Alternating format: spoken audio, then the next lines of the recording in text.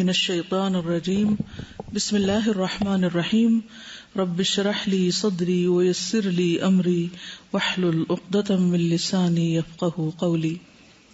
سب سے پہلے عقیدہ کی لغوی تعریف۔ عقیدہ کا لفظ کس سے ہے؟ عقد سے، عقد، اور عقد کہتے ہیں ربط الشیء، کسی چیز کو باندھنا۔ اسی سے ہے اعتقدت کذا، میں نے اس طرح کا عقیدہ اپنایا، یعنی عقیدہ کا لفظ عقد سے ہے۔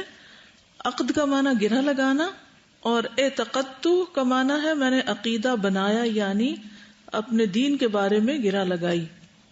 عقدت علیہ القلب والضمیر، میں نے اس بات پر دل اور ضمیر سے گرہ لگائی۔ یعنی عقیدہ پھر کیا ہوا کہ وہ چیز جس پر انسان اپنے دل و ضمیر کے ساتھ گرہ لگاتا ہے، اس کو باندھ لیتا ہے، جسے کہتا ہے نا کہ پلے باندھ لیتا ہے۔ اور عقیدہ وہ چیز ہے ما یدین بہ الانسان، جس کے ساتھ انسان اپنا دین اختیار کرتا ہے، جس پر انسان کے دین کا انحصار ہوتا ہے۔ کہا جاتا ہے کہ فلاں کا عقیدہ اچھا ہے، اس کا عقیدہ درست ہے، تو معنی کیا ہے؟ یعنی شک سے سلامت ہے، شک سے محفوظ ہے، درست ہے۔ تو بنیادی طور پر عقیدہ دل سے تعلق رکھنے والا عمل ہے، یعنی دل سے کسی چیز پر ایمان لانا اور اس کی تصدیق کرنا۔ واضح؟ لغوی معنی سے، اصطلاحی معنی، اور عملی اس کی تطبیق یا عملی امپلیمنٹیشن کس طرح ہوگی، یعنی کس طرح آپ اس کو سمجھیں گے۔ مثلا اگر میں آپ سے پوچھوں یا آپ جا کے کسی سے پوچھیں کہ عقیدہ کیا ہوتا ہے، چلیے ایک چھوٹا سا سوال ہے، جا کے آپ میں سے ہر ایک اپنے بہن بھائی سے ادھر ادھر سب سے پوچھیں آپ کے خیال میں عقیدہ کیا ہوتا ہے۔ لوگ ہو سکتا ہے یہ بھی کہیں کہ وہ کیا ہوتا ہے، یعنی یہ بھی جواب متوقع ہے۔ دیکھیے پھر کل آپ انٹرسٹنگ جواب لے کر آئیے۔ ایک چیز اور بھی کہ کسی سے بھی جب آپ سوال کریں گے تو اس میں بھی آپ نے بہت محتاط ہونا ہے، یعنی آپ نے ان سے ٹانٹنگ وے میں نہیں پوچھنا، ان کو بلٹل نہیں کرنا کہ ہم ان کو ٹیسٹ کرنے جا رہے ہیں، ان کو آتا جاتا کچھ نہیں، ہم ذرا ان کو کچھ بتائیں، یہ نہیں۔ سمپل بہت، سب سے پہلے اپنی اصلاح کرنی، اپنے اندر ہمدردی لانی ہے، ہمبل ہونا ہے، اور ایک دل سوزی کے ساتھ آپ نے دوسرے سے پوچھنا ہے کہ عقیدہ کیا ہوتا ہے، تمہارے خیال میں عقیدہ کیا ہوتا ہے۔ پھر آگے چلتے ہیں تو مزید آپ اس میں اور سوال بھی اس کو لمبا کر سکتے ہیں کہ کیا عقیدہ ضروری ہوتا ہے، اور درست عقیدہ کیا ہوتا ہے مثلا۔ تو اس کے سب سے پہلے پریسائز جواب آپ کو خود آنے چاہیے کہ ہوتا کیا ہے، کیا چیز ہے عقیدہ۔ تو سمپل ورڈز میں عقیدہ وہ چیز ہے جس پر انسان کے دین کی بنیاد ہے، یعنی جس کے ساتھ انسان اپنا دین اختیار کرتا ہے، وہ پہلی برک، وہ پہلی گرہ، وہ پہلا سیڈ جس سے انسان کے عمل کا پھر پورا ایک درخت بنتا ہے۔ تو عقیدہ پھر کیا ہوا؟ شریعت میں عقیدہ کس کو کہتے ہیں؟ اللہ تعالی، فرشتوں، رسولوں، کتابوں، یوم آخرت اور اچھی بری تقدیر پر ایمان لانا، انہیں ایمان کے ارکان بھی کہتے ہیں۔ تو یہ جو ایمان کے ارکان ہیں بیسیکلی یہ عقیدہ ہے۔ اس میں ہم وہ ڈیفینیشن پڑھتے رہتے نا، ایمان مفصل اور ایمان مجمل، اور پھر کہتے ہیں آمنت باللہ و ملائکتہ و کتبہ و رسلہ والیوم الآخر والقدر خیرہ و شرہ من اللہ تعالی والبعث بعد الموت، آخر میں آتا ہے، ٹھیک ہے۔ اور اسی کی دلیل آپ کو یاد کرائی گئی آج، آمن الرسول بما انزل الیہ۔ اب رسولوں کا بھی عقیدہ کیا ہوگا، کس پر بیسڈ ہوگا؟ بما انزل الیہ، وحی الہی پر، من ربہ، والمؤمنون، اور سارے مومنوں کا یہی عقیدہ، کل ان، سب کے سب جو اس دین پر، دین اسلام پر، وہ کیا کریں گے؟ کل آمن، بولیے نا باپ، اسی لیے تو یاد کرایا، باللہ،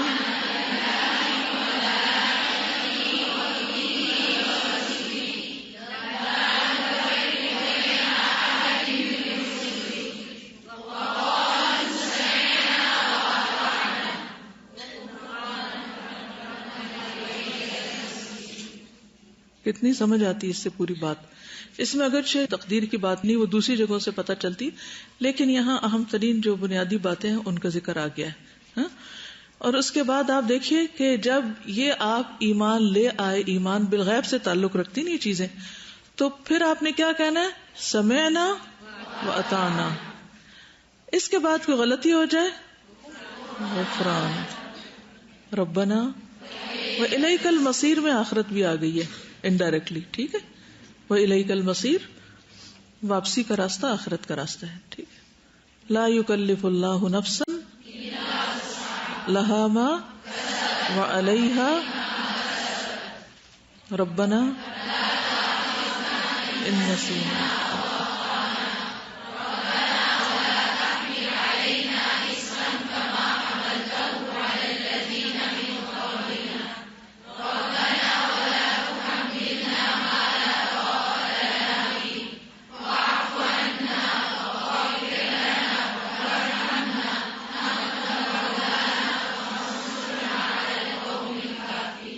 اب اس کو ایکسپلین کر سکتے نا آپ، کیوں کہا گیا کہ لا تؤاخذنا ان نسینا واخطانا. جتنا بھی علم ہو کہیں نہ کہیں بھول چوک ہو جاتی. اور پھر عقیدے کی وجہ سے مشکلات بھی آتی ہیں. پچھلے لوگوں کا، پچھلی امتوں کا کیا حال ہوا؟ نبی صلی اللہ علیہ وسلم کی مخالفت کس بنا پر ہوئی؟ اگر آپ صرف اچھے اخلاق کی تعلیم دیتے جس پر آپ دور نبوت سے قبل اس چیز پر خود بھی تھے تو کچھ مشکل نہیں تھی. سارا مکہ آپ کا شدائی تھا، الصادق الامین، سب آپ کی بہت تعریف کرتے تھے. لیکن جو ہی آپ نے عقیدے کی بات شروع کی کہ لوگوں لا الہ الا اللہ کہو، تو وہی چاہنے والے مخالف ہو گئے. ولا تحملنا ما لا طاقت لنا بہ. اور ایک حد تک ہی ہم اس بوجھ کو اٹھا سکتے ہیں. واعف عنا واغفر لنا وارحمنا انت مولانا. پھر رجوع اللہ کی طرف ہے. فانصرنا علی القوم الکافرین. جو یہ عقیدہ نہیں رکھتے پھر وہ دوسرا گروہ بن جاتے. تو بیسیکلی انسان دو حصوں میں ہے، ایک وہ جو توحید کے اوپر ہیں اور ایک وہ جو توحید پر نہیں ہے. ٹھیک. اب یہ ہے کہ شریعت کی دو بنیادی قسمیں ہیں. اس میں ایک عقیدے سے متعلق ہے جو بنیاد ہے، اور دوسری اعمال سے متعلق ہے. یعنی جن چیزوں کا اللہ نے ہم کو مکلف قرار دیا ہے اس میں ایک کا تعلق دل سے ہے اور دوسرے کا تعلق باقی جوارح سے. کل میں ایک کتاب کا ذکر کر رہی تھی نا، فقہ القلوب، 4 والیوم کی کتاب ہے. میں ایک خاتون مفسر کہہ لیں ان سے ملنے کے لیے گئی تھی جدہ میں. مجھے پتہ چلا تھا کہ بہت زبردست علم ہے ان کے پاس. جب بھی مجھے کسی کے بارے میں پتہ چلتا ہے تو مجھے شوق ہوتا ہے کہ میں بھی پہنچوں اور ملوں، دیکھوں، جانوں، سیکھوں. تو ان سے ملاقات پر انہوں نے وہ کتاب مجھے دی. تو کتاب کا حق یہ ہوتا ہے کہ جو ہی ملے تو ایک دفعہ اس کی زیارت ضرور کر لیں. ایک گیسٹ کی طرح ہوتا ہے، ایک مہمان کی طرح ہوتی ہے آپ کے پاس. تو آپ ایک دفعہ اس کا حال چال پوچھ لیں کہ بھئی اس کے آگے پیچھے کیا ہے. تو بہرحال میں نے فوراً ہی اس کو کھول کے دیکھنا شروع کیا. اتنی زبردست کتاب تھی، اور اس میں بہت ساری کتابیں میں نے اسی وقت نیت کی. میں مدینہ میں تھی تو میں اس کو پڑھ رہی تھی، تو فوراً میں آپ لوگوں کو یاد کرتی، فوراً پیچھے پلٹتی کہ جاتے ہی میں نے اس کی فوٹو کاپی ایٹ لیسٹ اتنے پیجز کی کرا کے سب کو دے کے اور اس کو پڑھا دینا ہے. اس کا جو مین تھیم ہے وہ یہ کہتے ہیں کہ جو انسان کے جوارح ہیں، یہ جوارح ہمارا ہاتھ، پاؤں، آنکھ، کان، ناک، جو باقی جسم ہے، دل کے علاوہ باقی سارا جسم جو ظاہر جسم ہے، جن سے ہم اپنے اعمال سر انجام دیتے ہیں. اس پر بہت کتابیں لکھی گئی ہیں کہ نماز کیسے پڑھنی چاہیے اور کون سا کام کرنا کیسے چاہیے، کھانا کیسے کھانا چاہیے، پینا کیسے چاہیے، اور ظاہری اعمال پر بہت توجہ ہے. اور اس فقہ پر بہت کچھ لکھا بھی گیا. لیکن یہ سارے اعمال اس وقت تک قابل قبول نہیں جب تک دل درست نہیں، فقہ القلب نہیں پتا آپ کو. تو عقیدے کا تعلق فقہ القلوب سے ہے بیسیکلی، کہ دل کا کیا عالم ہے. اگر بنیاد ہی درست نہیں تو اوپر جتنی مرضی بڑی عمارت ہو سب ڈھہ جائے گی. اس لیے اس کا درست ہونا بہت ضروری. تو انشاءاللہ موقع ملا تو میں نے ٹھانی ہوئی، انشاءاللہ نیت کی ہوئی ہے کہ اس کو پڑھانا ہے، تاکہ آپ کو مزید اہمیت واضح ہو جائے کہ انسان اپنے دل ہی کے ہاتھوں کیسے کیسے دھوکے کھاتا ہے اور انسان کو خود بھی پتہ نہیں چلتا. اور اگر اس کی سمجھ آ جائے اور اس کی اصلاح ہو جائے باقی ساری چیزیں پھر آسان ہو جاتی ہیں. تو جو شریعت نے جن کاموں کا ہم کو مکلف قرار دیا ہے وہ 2 حصوں میں بانٹے جا سکتے ہیں.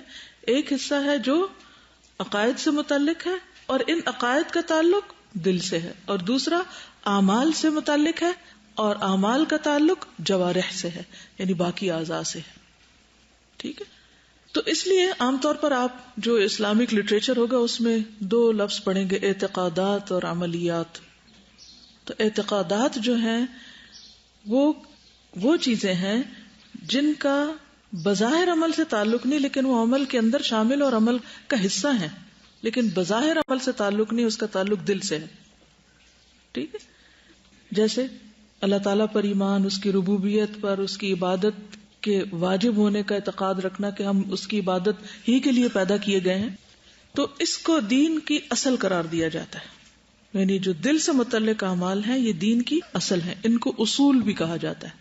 اور آپ نے کبھی الاصول الثلاثہ کا نام سنا ہوگا، کبھی سنی یہ ٹرم؟ اسلام کے 3 بنیادی اصول. نہیں، سب نے سنا ہوگا لیکن پتہ نہیں کیونکہ میں ٹرمینالوجی میں بول رہی ہوں. آپ کے ماں باپ نے بچپن سے آپ کو بتایا ہوگا کہ قبر میں جب فرشتے آتے ہیں منکر نکیر تو 3 سوال پوچھتے ہیں. کیا پوچھتے ہیں؟ من ربک، ما دینک، من نبیک. ان کو الاصول الثلاثہ کہا جاتا ہے. ان 3 سوالوں کے جواب جو ہیں یہ سب کو آنے چاہیے، کیونکہ پہلا ٹیسٹ مرنے کے بعد اس پر بیسڈ ہے، اس پر قبر کی تنگی کشادگی کا انحصار ہے. تو اس لیے بہت ضروری ہے کہ ان 3 سوالوں کے جواب ہر مسلمان کو بتاؤں.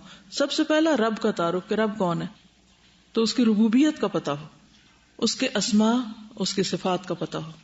دوسرا دین، ما دینوں کا، اور پھر رسول صلی اللہ علیہ وسلم کے بارے میں. خیر موقع ملا کبھی تو میں انشاءاللہ ان 3 سوالوں کے جواب الگ سے بھی پڑھا دوں گی، لیکن فی الحال یہ یاد رکھیے کہ اسلام کے جو ارکان ہیں ان کو دل سے ماننا یہ اصل ہے، عقیدہ ہے، بنیاد ہے.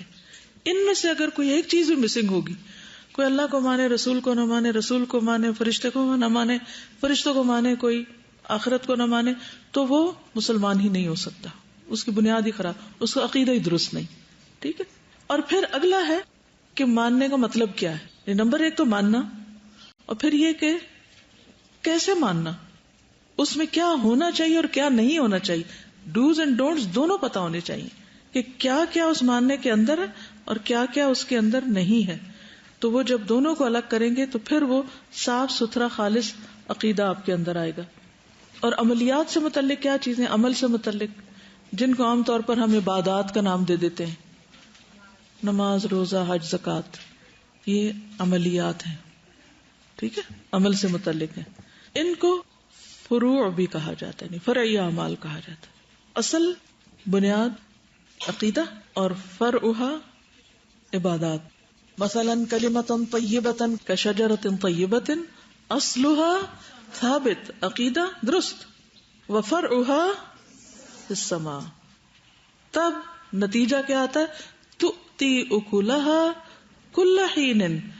اس کے عمل میں پھر کنٹینیوٹی ہوتی ہے، دوام ہوتا ہے. جب عقیدہ درست ہوتا ہے اور جب اعمال درست ہوتے ہیں پھر وہ بینیفیشل انسان ہوتا ہے دوسروں کے لیے.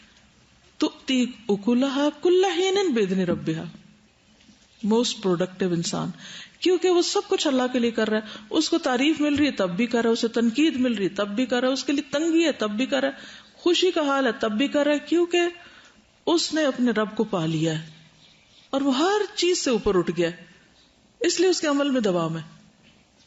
اور صحابہ کرام کی خوبی یہی تھی کہ انہوں نے ایسا دین پایا تھا کہ جس کے بعد نبی صلی اللہ علیہ وسلم دنیا سے چلے بھی گئے تو ان کے عمل میں رتی برابر بھی کمی نہیں آئی اس طرح کہ وہ اپنے مشن سے پھر گئے ہوں.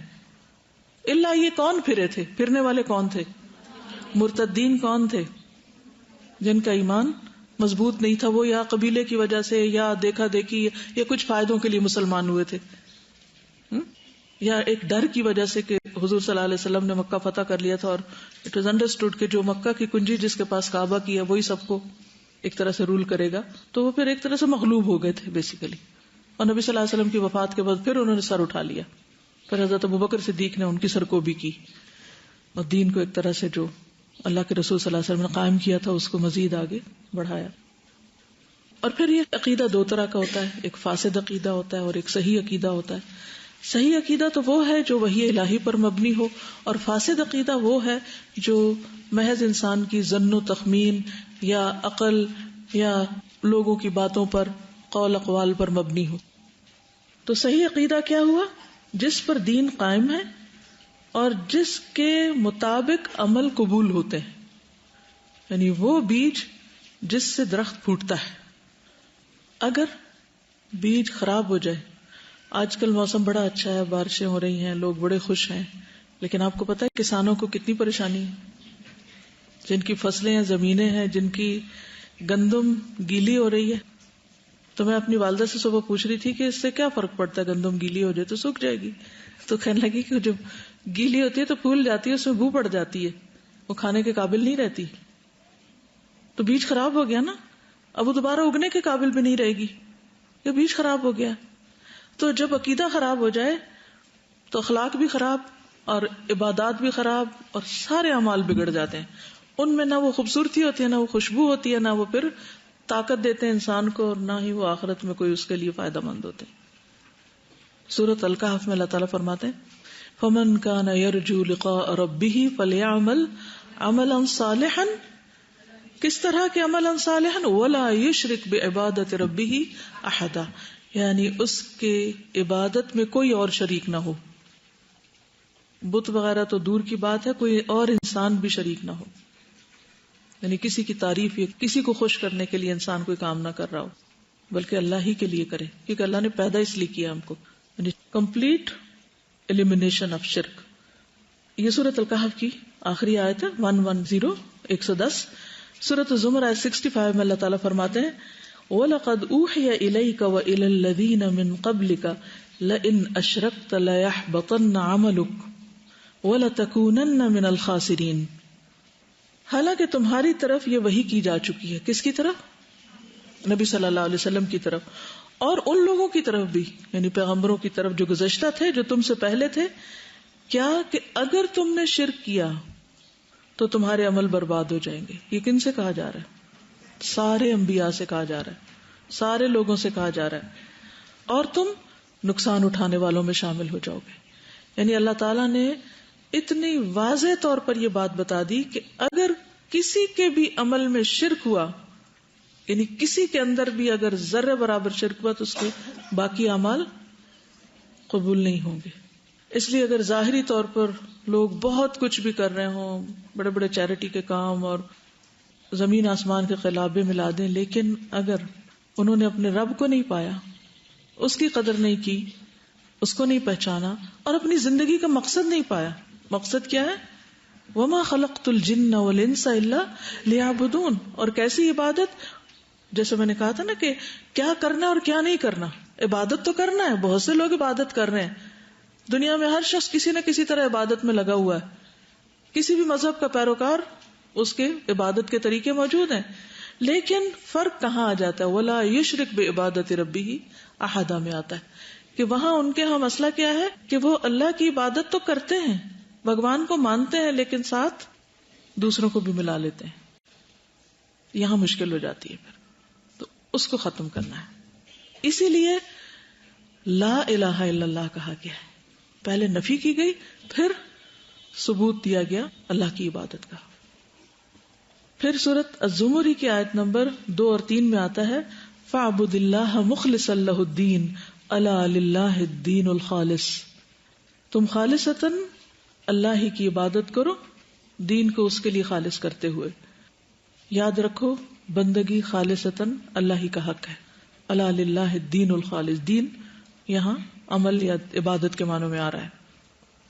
خالص دین یا خالص عبادت اللہ کا حق ہے، تو اس کو ادا کرنا ضروری ہے.